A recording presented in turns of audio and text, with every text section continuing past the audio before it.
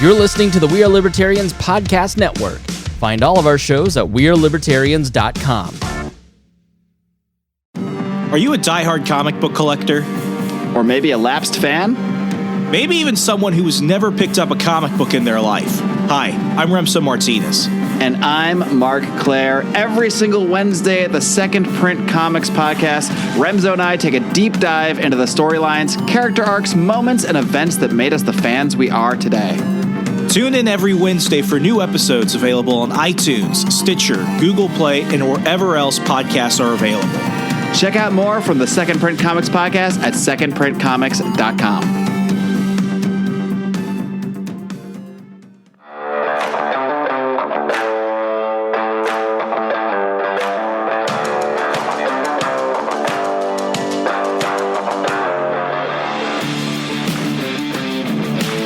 Prepare yourself. You're on the run with Remso W. Martinez. Caleb, I think the timing of this article that you're getting published in Real Clear History tomorrow could not have been more perfect. It's right before Halloween. We're constantly seeing online an argument regarding censorship of some type, whether it's shadow banning, whether it's curtailing speech. I mean, this stuff, I feel like we're still having the same argument from like 2015. But what people lack is context. Let's go ahead and talk about your piece, because it really, really resonated with me, being a comic book nerd, that this is a part of American history that people think is just a pop culture phase. But really, what this moment represented was really artistic expression down to its core. Yeah, that's right. And I think that, first of all, writing this piece was a lot of fun. This was like the intersection of all my favorite things that I could possibly write about. You know, it's a history piece, it's a comic book piece, it's a Halloween piece. So it's like all these things thrown into one. You've got article. the trinity of awesome. It was a blast to write, and I'm really happy that Real Clear decided to go ahead and run with it. And basically, yes, you're right. This is a really important episode in comic book history in particular, but it's also a really important episode in the broader history of freedom of speech. And for those who don't know, what we're talking about here is the Senate Committee on comic books. It was actually called the Senate Committee on, I believe it was Juvenile Delinquency. And of course, that was traced back to comic books because that was their sort of boogeyman at the time. Now, those boogeymen have sort of evolved since then. It's not as much comic books anymore. And there was no legislation that happened to outright censor it. But there was definitely some damaging things to come out of it. Most prominently being the Comic Code Authority. And that is something that had a severe impact on comic books and artistic ability of just being able to tell stories. And it impacted the way that we know stories today for several decades. Yeah, I mean, you almost could not sell a comic to local comic shops or newsstands if it didn't have that little white stamp on the top left corner. And that's the thing about it. Like, people think that it was exclusively something that you had to have to even get your comic books published. But the reality was it was actually a little bit more nefarious. It was something that you had to opt into. You could publish comic books without it, except you had a lot of that social stigma around. You had peer pressure. Most notably, it was Stan Lee when he did a run on Spider-Man, where he was discussing the fact that Harry Osborn, Peter Parker's best friend, became a drug addict. And the Comics Code Authority was like, no, you can't run this story. And Stan Lee was like, well, I'm going to run it anyway. Yeah, but superheroes. It was just one of the most like badass moments in comic book history, especially to come from Stan Lee, which just really makes me happy. Knowing that is just he kind of gave a big middle finger to the Comics Code Authority on that episode. Yeah, and what you talk about specifically is the fact that this actually did kill a certain genre of comic books for a time. And I had to go back and do a little bit of research, and what you basically see is like a 30, 40-year gap where horror comics are basically non-existent. And it's really funny now because I can go to my local comic shop here and there are tons of horror comics. But this was kind of like that red herring. This was the thing where they were like, look, you're seeing murder, you're seeing gore, you're seeing, in some cases, they were like, you're seeing pornography. I mean, they basically tried to go after horror comics, not just because of that specific genre, but it was their way of trying to cripple the comic book industry as a whole, because those were some of their best sellers.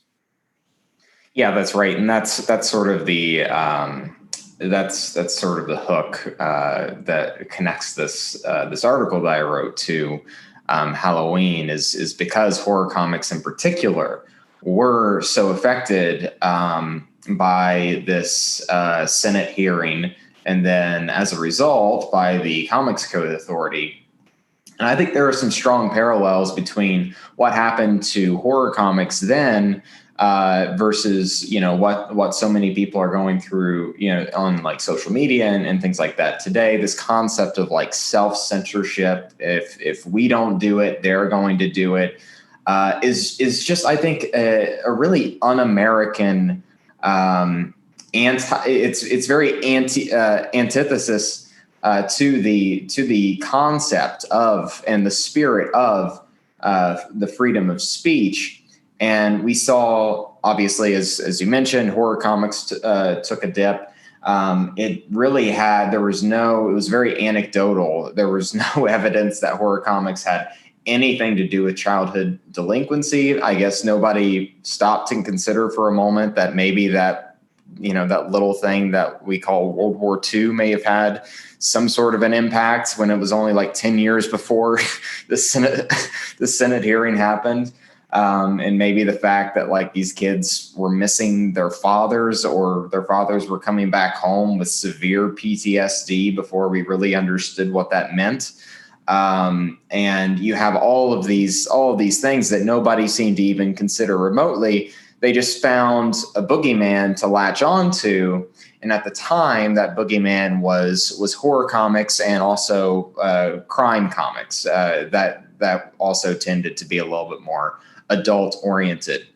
And something that I try to emphasize in this piece particularly is how this really shifted the public's perspective of what a comic book even is. Across the world, it's not juvenile to read comic books.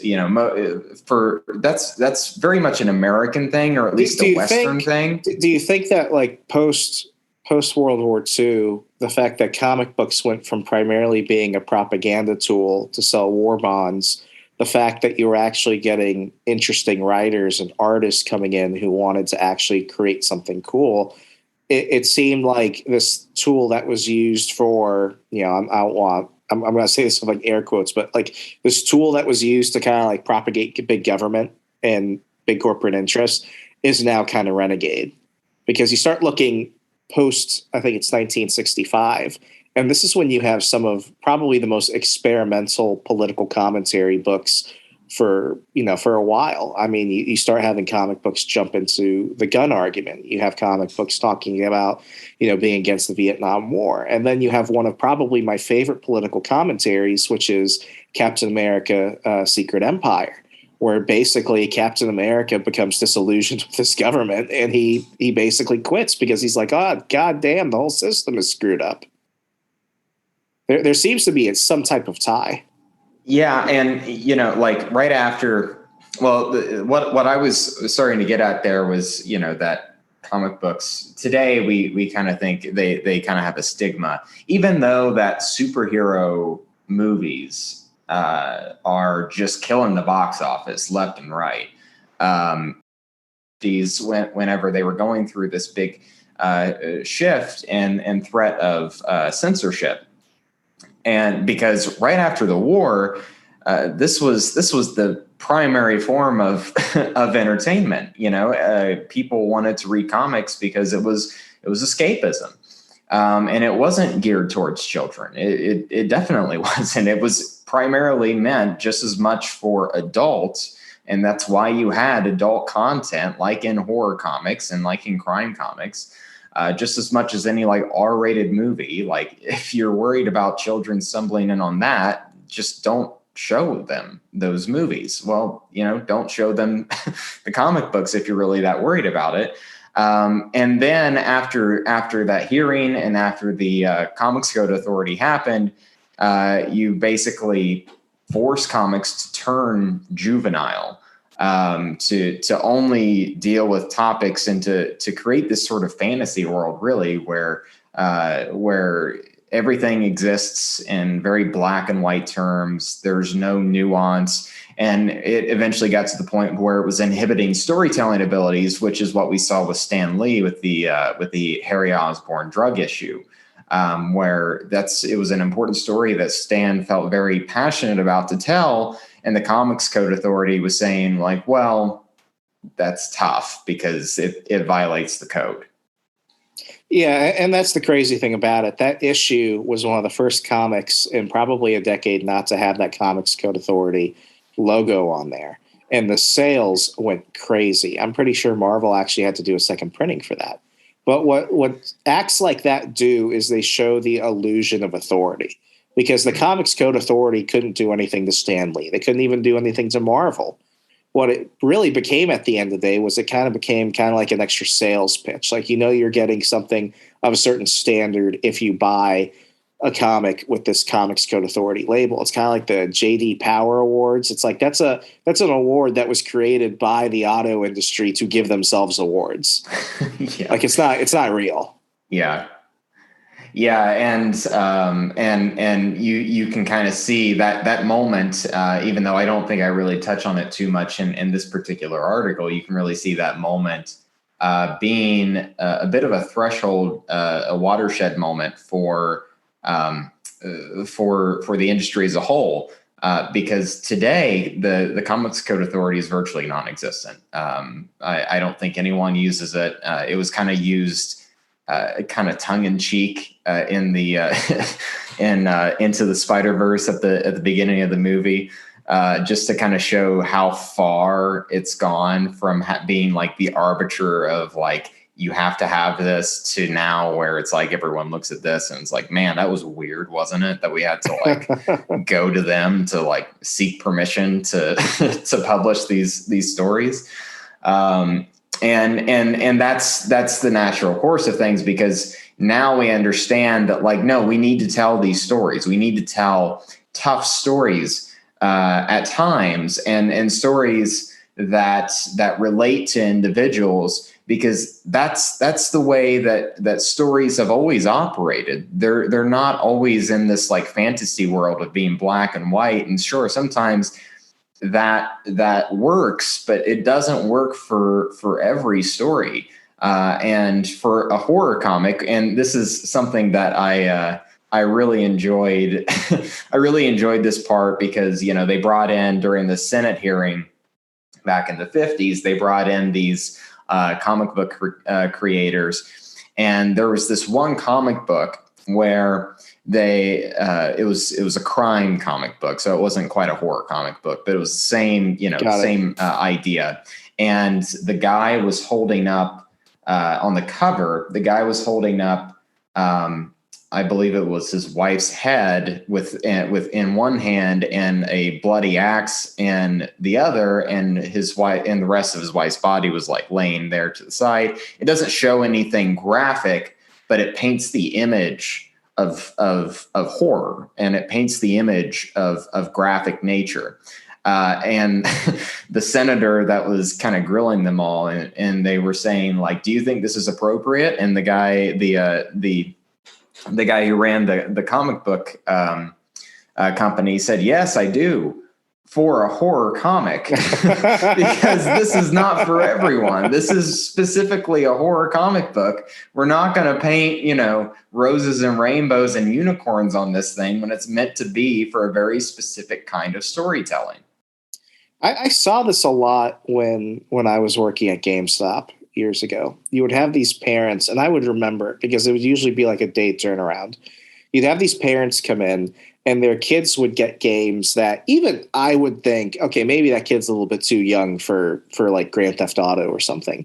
And they would buy it, and then they would come the next day and they'd be like, oh, I didn't know this was what my son was playing. I want him playing this. And it's like, don't blame the game person. Like, lady, because it was, I might as well out it. It was almost always women. Usually when fathers came in to buy their kids games, it wasn't a problem because they would play it themselves.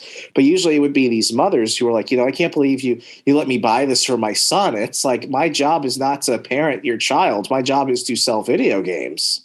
Yeah.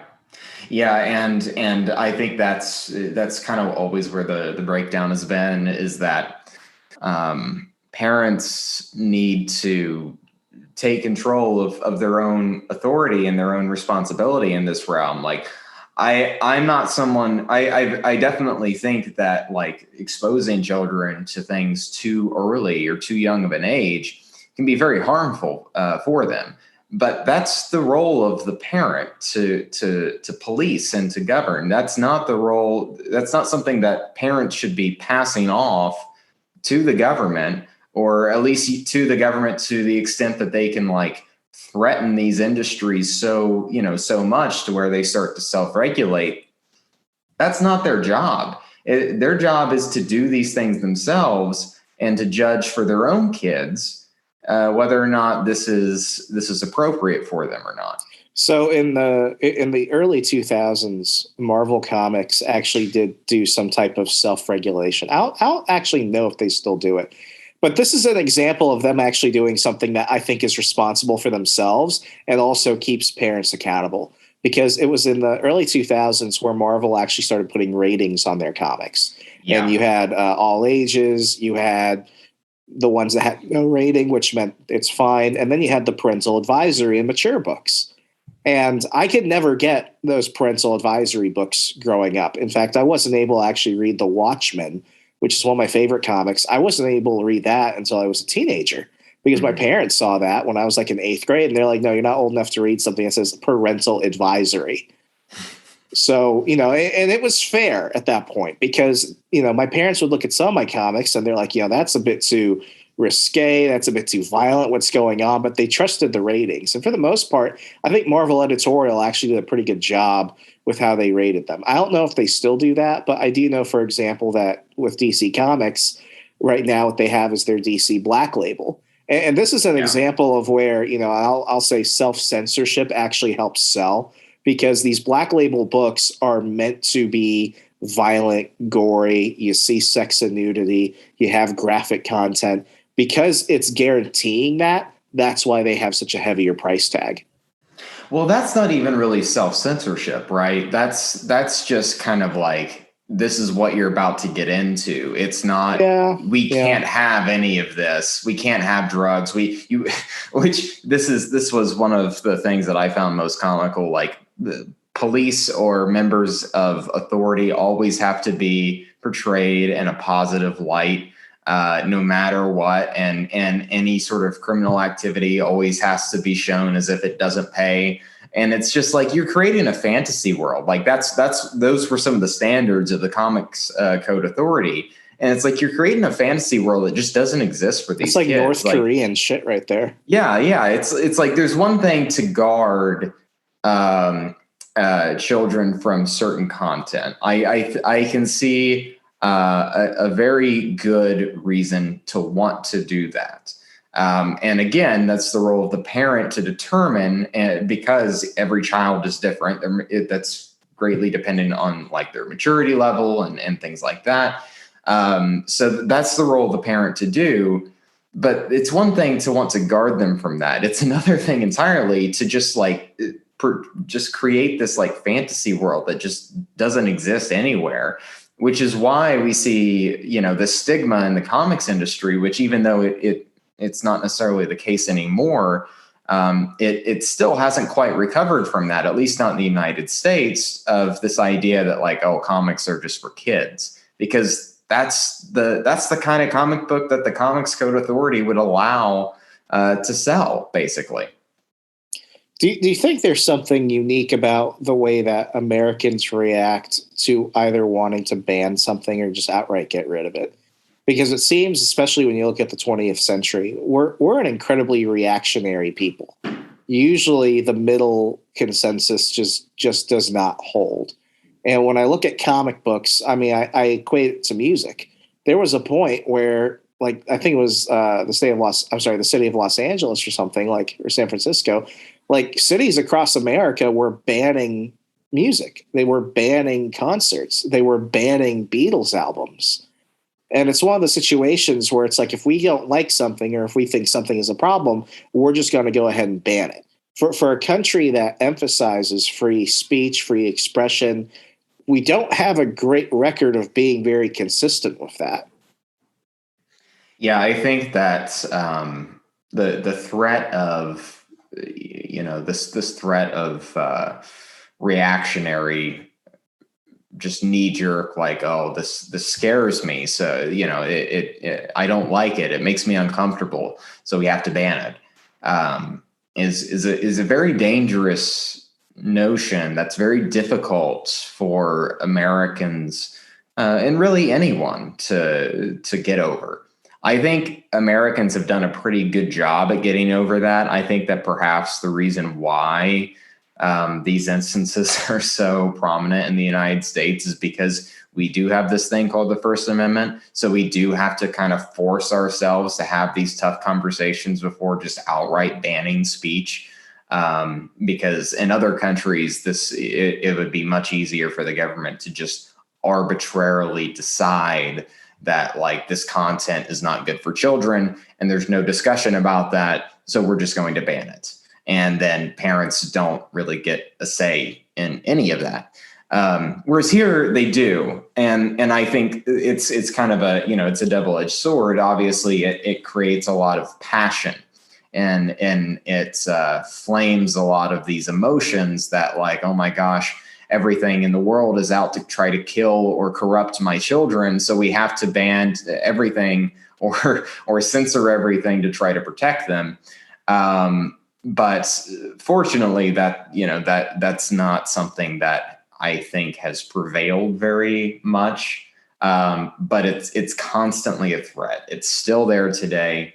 It was very prevalent in the 80s, as you were mentioning, with like music and stuff like that. One of my favorite instances in music history is when Dee Snider like stormed he had his own version of storming the Capitol, where he went in and just raked the coals over with Al Gore and Tipper Gore in a Senate hearing. And then today we see this with like video games and all sorts of things like that. This was very topical conversation around the time that Joker came out back in 2019. Oh, I mean, how many times growing up did we hear that Doom was responsible for Columbine? Yeah. Yep. And as much as I like Glenn Beck, for example, like in his book Control, the Truth About Guns or something, which came out in around 2011, 2012. Yep. Glenn Beck even jumped on look what happened at all these other schools. These kids played violent video games and then they grabbed guns and they shot up the school. Yeah, which I think, so, I mean, like, I definitely think that, I think sometimes people like Glenn might be playing devil's advocate whenever, the next logical conclusion, if you will, with that line of thinking would be like naturally like, well, if you think guns can do this, then what do you think video games can do? But yeah, I don't think that's, I don't think that people who like really believe that that's the case, have really taken the time to really look into any sort of the data on this or anything beyond like anecdotal evidence. Of course, anyone might be able to point their finger to something and say like some psycho killer, say like, yeah, this influenced me to go do this, but that's not who was the guy who killed John Lennon? Didn't he say that it was the book Catcher in the Rye that told him to go kill him? Yeah, and you have like the Aurora, Colorado shooter, the movie theater shooter, who was like obsessed with the Joker. And do you remember that? I went to go see. I had tickets to go see The Dark Knight Rises when that happened. Yeah, and my yeah. brother and I were the only people in the theater, and we were in Virginia at the time. I've never seen so many cops outside of a movie theater in my life. Yeah, and you know, like there's always things like that can happen, but that's the risk that you run in a free society. It's not the job of the content creator to try to make sure that nobody will ever possibly use your work to go out and do something nefarious, because that's an impossible job to do. Anyone can use anything for that. And that's not going to stop happening. There's better ways to protect from that and to prevent from that. But I think that using, like I said, with sort of the comic books earlier, back in the 50s, like no one stopped to think back then that maybe it wasn't comic books causing childhood delinquency. Maybe it was the fact that like their father got killed in World War II or the Korean War, or the fact that they were coming home with this nasty PTSD that was really affecting their relationship with their kids and their wives. And those are the kind of things that we really need to be looking more into, not just, you know, trying to find the closest boogeyman to lump into and then say, well, we have to censor. Yeah, and I mean, I rub some people the wrong way when I say this, but I'm a fierce defender of like really unlimited artistic expression. I skew more conservative. I'm a Christian, but I remember there was a display of an art piece, I think at the Met in New York, and it was a piss Christ.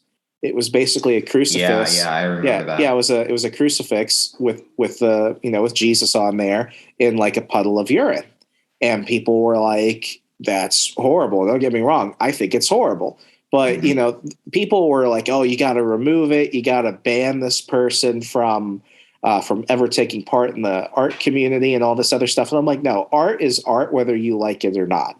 And that's kind the of same. The point of art too is to make people uncomfortable and to kind of ruffle some feathers every once in a while. It's if it was only meant to make everyone happy, that'd be a very boring world to live in. No, I look at the 90s for the comic book industry. You're leaving the era of just like the Super Friends. You're leaving the era of, I say that in jest, but it's like you're leaving the era of the Comics Code Authority. What do you get? You get Spawn, you get the Max, you get the Punisher, you get Vigilante. You get really what I think are great comics, but because there was such a push for moderation and such a push for, sanitizing so many of these stories, you get some of the most gory, sexually explicit, maddening stories that have ever been published. Mm-hmm. And a lot of them were simply being published just because they could. I remember Rob Liefeld and Todd McFarlane from Image Comics, they were saying, yeah, our stories weren't really about stories. It was really just about how much can we get away with the artwork on some of the stuff. And don't get me wrong, I think that's cool, but that's what happens when we skew one way too far, and then we're surprised. Pendulum swings really hard the other way. Yeah, and I mean, this is what we're dealing kind of right now with like the woke comic books. Yeah, it's because you had so many people that felt that comic books needed that push. That because a couple of people said no, you can't get away with that stuff. They were like, you know what, we're gonna try and get away with it anyway. And, don't get me wrong. I have a problem with some of the stuff that like DC and Marvel editorial have done. But the thing I try and tell people is there are enough good books out there that if you don't want to read a certain book, there's another book available for you. Yes. I think, I agree. Yeah. And I think the market tends to correct those things. Yeah. And I think that now we're starting to level out. But I mean, like, it's really saying a lot, honestly, just like how much this hearing that resulted in the Comics Code Authority, it's really saying a lot how much of an impact that it had on speech that I don't think enough people fully appreciate or fully realize today. We kind of look back through history and we see all these staple moments that had a huge impact, but a lot of people I don't think realize how much of an impact this hearing on comic books had on the future of art and expression, and speech in the United States. And it's a story that we really need to amplify more. And obviously, since it's centered around horror and Halloween themes, that's kind of what I was trying to do with this article. Well, I certainly think you did a job well done. Caleb, I'm going to go ahead and share your article tomorrow once it gets published. But if anyone wants to go ahead and follow you, argue with you, all that jazz, how could they do so?